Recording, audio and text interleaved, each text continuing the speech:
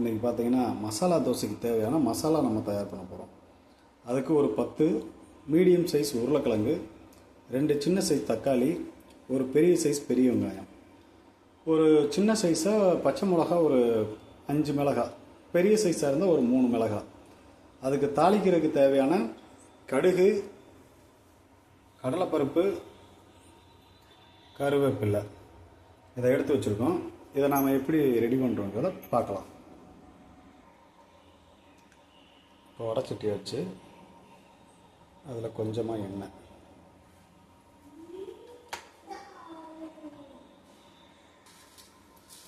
ஒரு 2 ஸ்பூன் எண்ணெய், அது காஞ்ச உடனே கடுகு,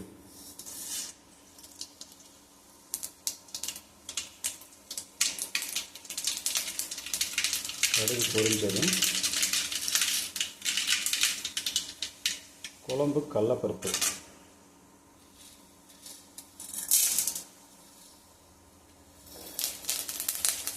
அது கூட கருவேப்பிலை, பச்சை மிளகாய் சேர்த்துட்டு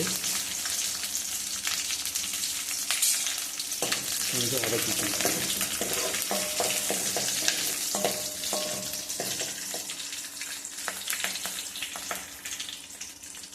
இது லேசாக வதங்கினதும் வெங்காயத்தை சேர்த்துக்கலாம்.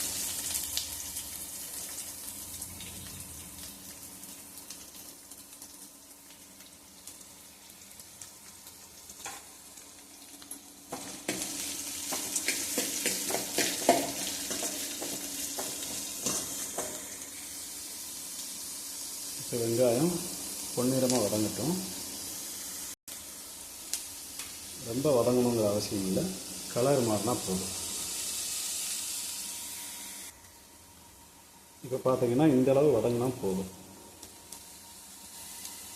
அது கூட இப்போ தக்காளி சேர்த்துக்கலாம்.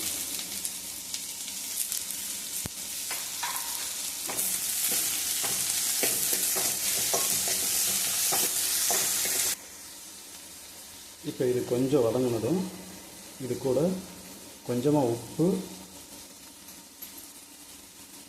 கொஞ்சமாக மஞ்சள் தூள் சேர்த்து கொஞ்சம் தண்ணி விட்டு வேக வச்சுக்கலாம். தண்ணி வந்து ரொம்ப அதிகமாக சேர்த்துக்காதீங்க, கொஞ்சமாக. ஒரு டம்ளரில் ஒரு 1/4 டம்ளர் சேர்த்துட்டு நல்லா கிண்டி விட்டுருங்க.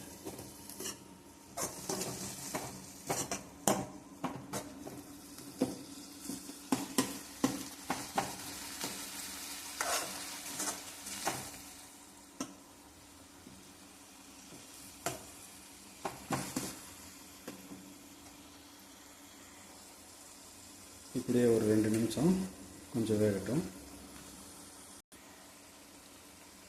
கொஞ்சமாக வெந்த பிறகு, கொஞ்ச நேரம் சும்மா ஒரு 2 நிமிஷம் வெந்த பிறகு அது கூட நம்ம வேக வச்சு உருளைக்கிழங்கை நல்லா பிசைஞ்சு சேர்த்துக்கிறோம்.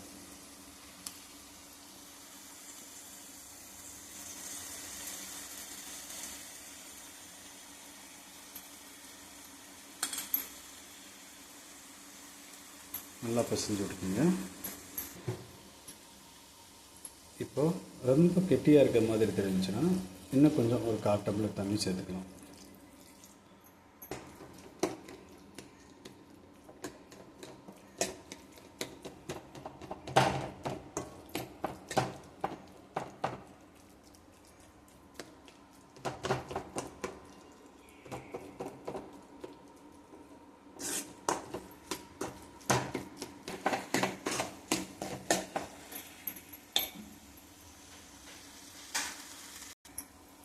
இப்போ நம்ம தோசைக்கு வந்து பார்த்திங்கன்னா இந்த பக்குவத்தில் தான் இருக்கணும்.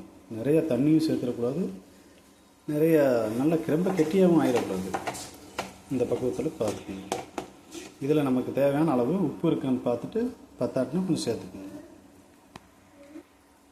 இப்போ பார்த்திங்கன்னா உருளைக்கிழங்கு, தக்காளி, வெங்காயம் எல்லாமே நம்ம சாப்பிடும்போது நாக்கில் தென்படணும், ரொம்ப வதங்கிடக்கூடாது. அதை கொஞ்சம் பார்த்துக்கணும். இப்போ நம்ம உருளைக்கிழங்கு மசாலா தோசைக்கு தேவையானது நமக்கு ரெடி ஆயிடுச்சு.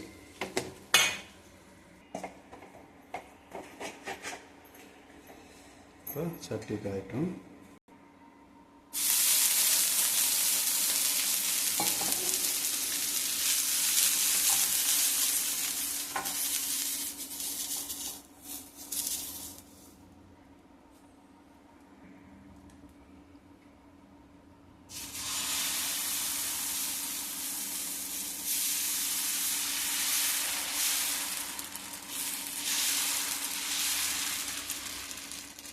பார்த்தீங்கன்னா எளிமையான முறையில் மசாலா தோசை எப்படி செய்கிறதுங்கிறத பற்றி தான் பார்த்துட்ருக்கோம். நம்ம சேனலுக்கு லைக் பண்ணுங்கள், ஷேர் பண்ணுங்கள், சப்ஸ்கிரைப் பண்ணுங்கள். இது மாதிரியான எளிமையான தோசை, இட்லி இந்த மாதிரி ரெசிபி பண்ணுறது எப்படிங்கிறது நம்ம அடுத்தடுத்த வீடியோக்குள்ளே பார்க்கலாம். பேச்சுலராக இருக்கவங்களுக்கு அதிகமாக யூஸ் ஆகும். இப்போ தோசை வந்து கொஞ்சமாக வெந்ததுக்கப்புறம் கொஞ்சமாக எண்ணெய் சேர்த்துக்கிறோம்.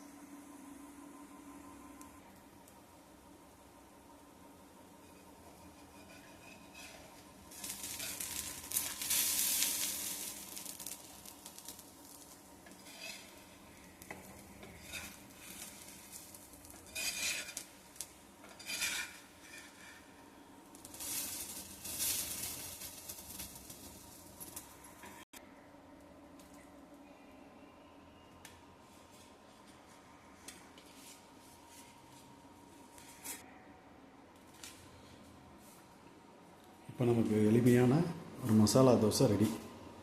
இதை நீங்கள் வீட்டில் செஞ்சு பாருங்கள். சாப்பிட்டு எப்படி இருக்குன்னு கமெண்ட் பண்ணுங்கள், லைக் பண்ணுங்கள், சப்ஸ்கிரைப் பண்ணுங்கள்.